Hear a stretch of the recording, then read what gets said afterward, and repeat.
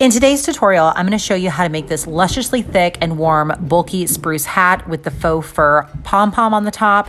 This is a crochet pattern that only requires basic crochet knowledge of a few common stitches. If you're new to crochet and need a crash course in how to crochet, you can check out my beginner e-course that is linked down below that covers basic stitches, increasing and decreasing. Also, if you'd like a printable PDF of this pattern to accompany this project, it can be found in my Etsy shop, afarmhouseful.etsy.com, and I will also link this specific pattern in the description of this video down below. Many other patterns are available there, as well as a few ready to ship hand crocheted pieces, and I have a lot more free patterns on my blog, afarmhouseful.com/crochet. Let's get into the tutorial. So what you're gonna need for this project is a size M hook or hook needed to obtain gauge. The pattern has gauge on it, so if you are looking for what the gauge is, make sure you check the pattern out. I will link that down below. You're also going to need, for this hat, 3 different colors of bulky yarn. Now you can do this in the solid color, but I have this done in a striped pattern, and I have the Hometown Yarns from Lion Brand, and this one is Chicago Charcoal, Aspen Tweed, and Salem Creep. So these are the colors that I'm going to use. On the hat that I've already got completed, I have very similar colors here. I'm going to switch out the darker color for the brim and the lighter color for the middle section, only because I've noticed that I tend to get some makeup inside of here, and so I wanted a darker color. So this is the hat we're going to be creating. You're also going to need, if you want a fur pom-pom or pom-pom, you're going to need a small circle of fake fur, and I just bought this from Hobby Lobby. You're also going to need a tapestry needle. If you don't want a fake fur pom-pom, you can also use just a regular yarn pom-pom that can be made with these yarns. Again, it's important to check your gauge, so make sure you get your gauge correct. This pattern that we're going to be doing today is going to fit from about 10 years old to adult. I also have a variation of this pattern for toddler to 10 years old that's a little bit smaller, but this is going to be the preteen to adult size. So you're going to make your slip knot. If you guys are new to crochet and need some guidance on how to do slip knots and basic stitches, I do have an e-course, and I will link that down below, that will be coming out very soon, if not already, and it is showing you the basic stitches of crochet and how to put those together. So you're going to do a slip knot, then you're going to chain 7. You want to chain these somewhat loosely. Starting in the second chain from your hook, you're going to want to slip stitch all the way back, so that's going to be 6. And this is going to form the ribbing of our hat. We're doing a back loop only slip stitch. So when you get to the end, you should have 6 slip stitch. 1, 2, 3, 4, 5, 6. You're going to chain up 1, turn your work, and then you're going to have to turn it back just a little bit to see the top of those stitches. So you're going to be looking here, you want to tilt back just a little bit so you can see the top stitches. I have a whole tutorial on how to do this, and I will link that up in the corner for you that shows you in detail how to do the back loop only slip stitch. So you chain up 1, you're going to skip that chain, and you're going to go into the back loop only of your previous row slip stitch, and you're going to slip stitch all the way across. Again, 6, because that first chain does not count. And you're going to just do this back and forth until you get the number of rows your pattern states. So you're going to keep continuing to do the chain 1, turn your work, slip stitch into the back loop only of every single stitch. If you are new to slip stitch ribbing, make sure you check every now and again and make sure you have your 6 stitches all the way across, because it's very easy to drop stitches, especially in this last slip stitch of the row. So now that we've finished the ribbing rows, which are going to form the brim of the hat, we're now going to go ahead and fold it in half and make the brim of the hat. But if you're curious on how to count rows, what you're gonna do is you're gonna start with your tail. I'm a right-hand crocheter, so the tail would be on my left-hand side. And every ridge, you can kind of see that this ribbing is ridges and valleys when you pull it apart. The higher parts being ridges, the lower parts being what I'm calling valleys. But if you hold it with your tail on your left-hand side, if you're a right-hand crocheter, every ridge is going to be 2 rows. So you can count 2, 4, 6, 8, 10, 12. You should have 48 rows of these according to the pattern. And you can kind of test it out by stretching around and putting around your head. And if that's a good fit, then great. If not, you probably want to gauge up or down or add some rows. I will have some thoughts for you to keep in mind if you do adjust the pattern, so just keep watching. Next thing we're going to do is we're going to put it together into a tube so that it forms the brim of the band. And what we're going to do is we're going to chain 1, and we are going to put our 2 ends together. And just like we've been doing the whole time, we're going to go through the back loop only, just like we're going to do a slip stitch, except we're also going to catch that foundation chain as well and do a slip stitch. So we're just going to keep doing that down the length of that. So grab a back loop only, go into the next foundation chain and work a slip stitch. And this will marry those 2 ends together so that you have a brim of the hat that is unified. So after that, we're going to chain 1.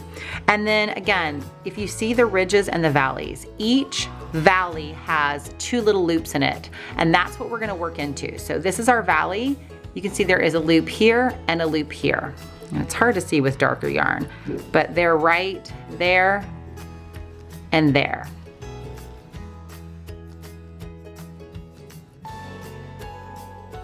Working into those loops in your valleys, you're going to work single crochets into the first, second, of course that's in a valley, then you move to the next valley, and there's the third and the fourth. And then you're going to skip one. So in this next, you're going to skip this first loop here and go into the second one. And then in the next valley, we're going to work both of those. So that would be the second, third, and then we're going to work a fourth one in this first loop and skip that one. So we're going to work 4 stitches, skip, 4 stitches, skip. And we're going to do that 9 times.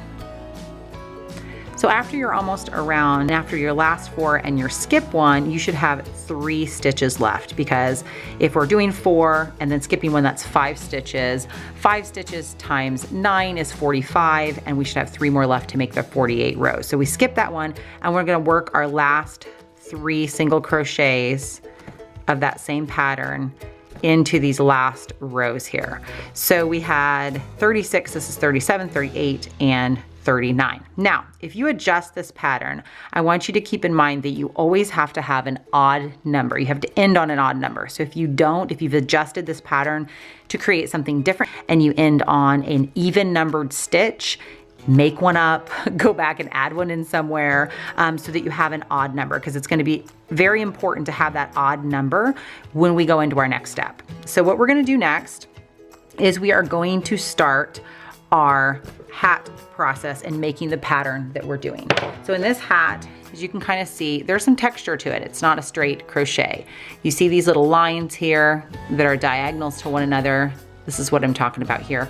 We're gonna make those by working a stitch into a stitch and then one into the back loop only. One into a stitch, one into the back loop only. But if we do evens, they will all line up through the hat and they won't go back and forth in this kind of wavy way. And it'll look cool, it just won't look like this.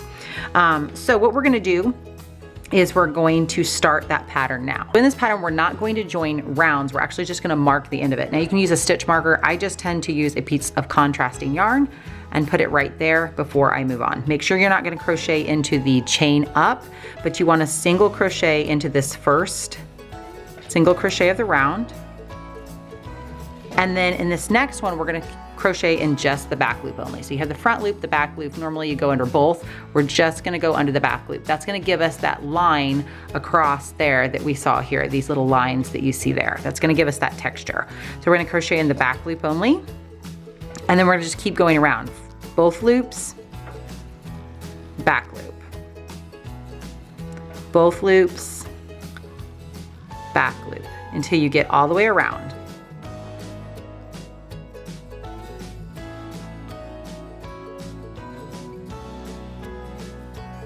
All right, so I'm all the way back around to my stitch marker, and I'm going to end on a crochet in both loops. So these will be the exact same stitch, the first and last, because we have odd numbers. That's important. So now we're going to switch it up. we are now going to start with a back loop only because that would be our next stitch in sequence anyway. We're gonna remove the stitch marker. We're gonna put it to mark our new end of round, and then we're gonna start with back loop only. So we just keep working the sequence.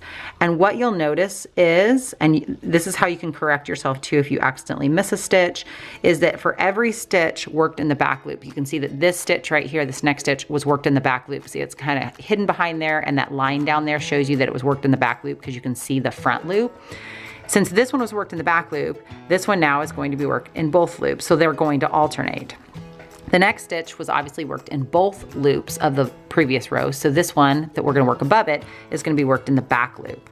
So whatever the stitch below it was worked, we're going to work the stitch above it opposite. So if it was worked in the back loop only, the stitch above it's going to be worked in both loops. If it was worked in both loops, the stitch above it's going to be worked in back loop only. And we just keep going around with this sequence, and we are going to work 1, 2, 3 rows. So this is the last row of this color that we're going to be doing, and then we'll switch to our next color. So go all the way around until you hit your stitch marker, and I'll show you how to switch colors.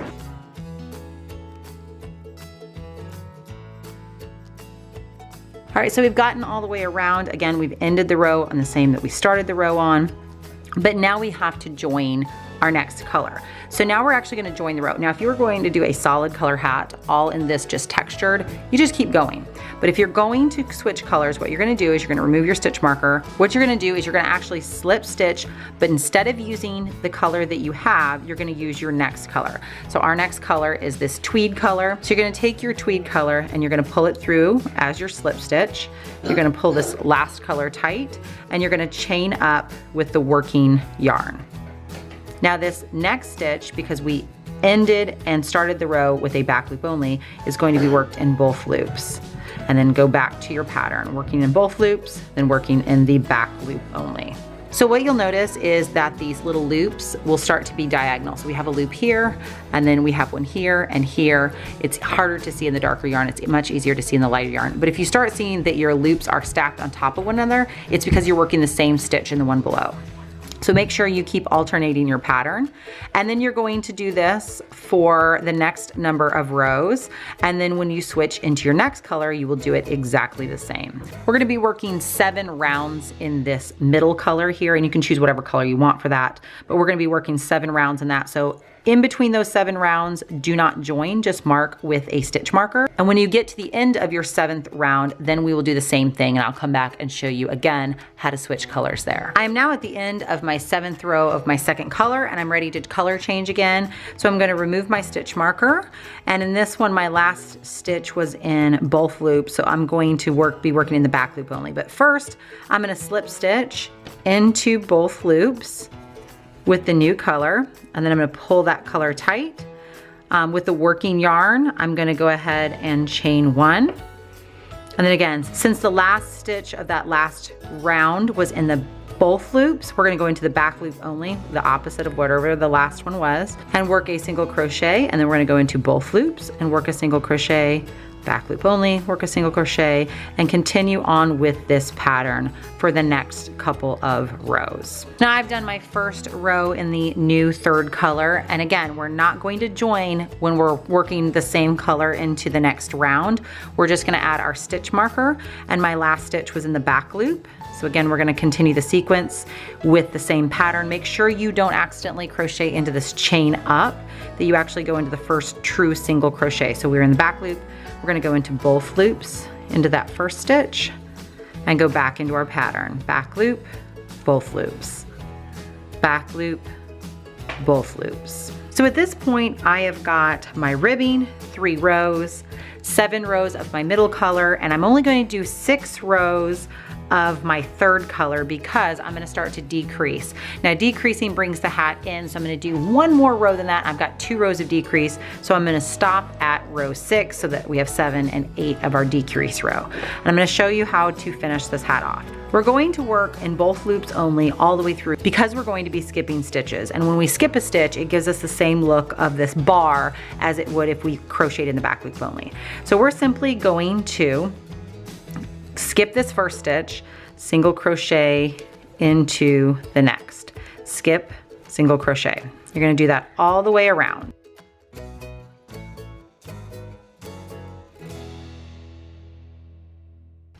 And because you have an even number, you're going to end on with one more stitch. So we're just gonna skip that stitch and we're gonna replace our stitch marker and we're going to crochet in the first stitch and then skip the next. I'm gonna do that all the way around. And on this row, we actually end in the last stitch. So we're gonna pull our stitch marker out. We're going to slip stitch into the very next stitch. And then we're gonna cut our yarn, leaving a pretty decent tail. And then we're gonna just pull that tail out so that it doesn't come undone. And you're still left with this small hole here. And I'm gonna show you how to close that hole up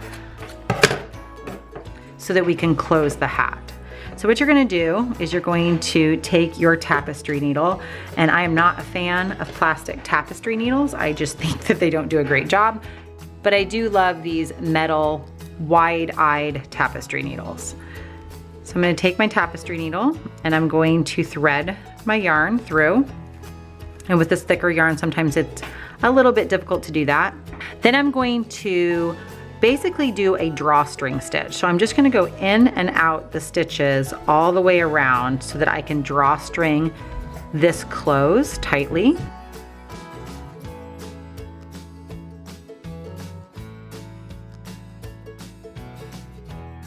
Once you have your drawstring run all the way around, you're just gonna give it a quick pull and that closes it. And then to secure that, while keeping that tight, you're just gonna run a couple stitches, kind of like if this was a compass, east to west and then north to south.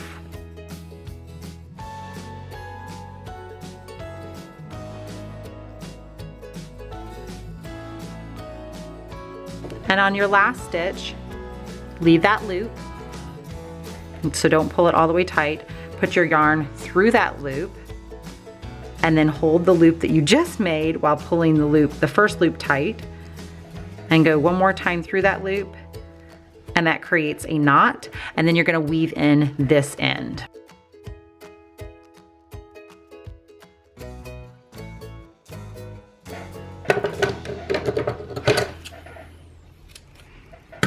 Cut that off flush, and you have your hat. Now as your topper to your hat, you can use a fur pom-pom, which is what we had on the original hat here, or you can use an actual pom-pom made of the yarn. So if you chose to go the pom-pom route, you're going to take a fairly decent length of white yarn, or you can even use thread. I just tend to use yarn because that's what I have lying around. And then you're going to take your tapestry needle and you're gonna thread it through. So thread your yarn, and then you're gonna take your fur and you're gonna just do a drawstring or basting stitch around the outside of your fur, keeping your stitches probably about 1/2 inch apart. If you put them too close, sometimes the bunching gets too tight and it gets kind of wrinkly at the base. If you put them too far away, your stuffing will start to come out. So as you can see, I'm doing them probably about 1/2 inch to 3/4 inch away from one another, keeping the needle close to the edge, but not right on the edge because you don't want that fabric to rip out.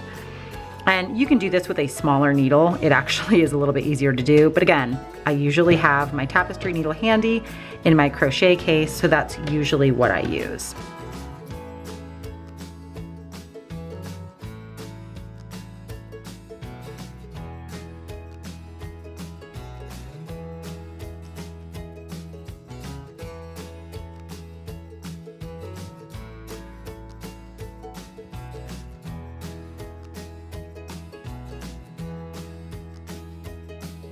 So once you have your basting stitch all the way around, you want to pull it tight so that it creates a little pouch, but not so tight it's closed. And then you're going to fill that pouch with just a little bit of fiber fill stuffing. This doesn't have to be stuffed very firm.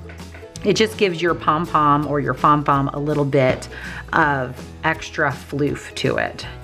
So once you have that filled, then you're going to take both your strings, or one if one's longer than the other, and pull them tight. Now, if you're using yarn, don't pull too hard and too quickly because your yarn can break.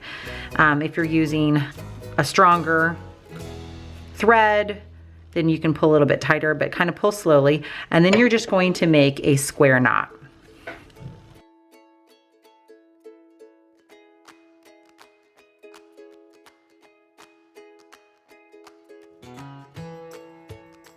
Then to secure it a little bit more, we're gonna make a couple stitches just like we did in our hat, north to south and then east to west.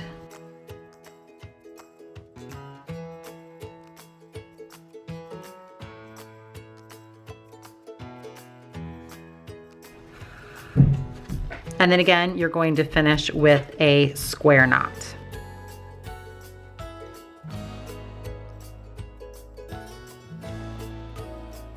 So that is your pom-pom. Now there's a couple ways to attach this. You can simply just sew this to the top of your hat and that's fine. But I tend to like to, what I'll do is I'll actually come up through the middle and I'll place my crochet hook up out of the kind of one side of the middle of the hat. I will take one side of the pom-pom and pull through, and then right up on the other side where that one came through, you're gonna insert your hook again and grab the other string and pull it to the inside of the hat. Flip your hat inside out, and I have not woven in any of the ends here, so ignore the ends.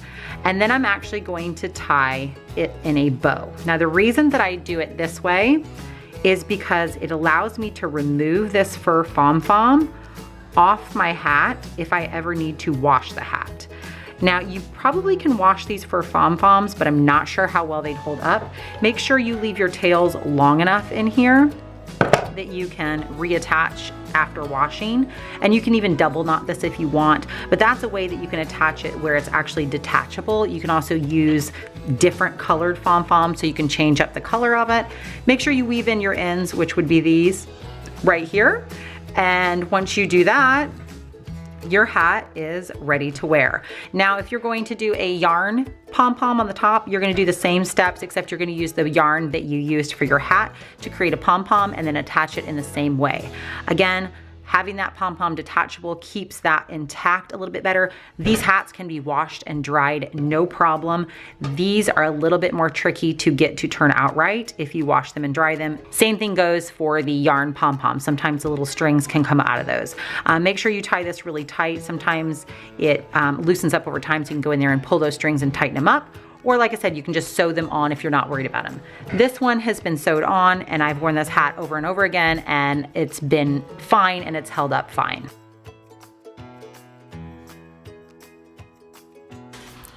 Thanks for watching. I hope you had a great time making this pattern and enjoying this hat. You are welcome to sell the finished items from this pattern as long as you give credit back to A Farmhouse Full Crochet. Make sure you hit the subscribe button and check back for future tutorials.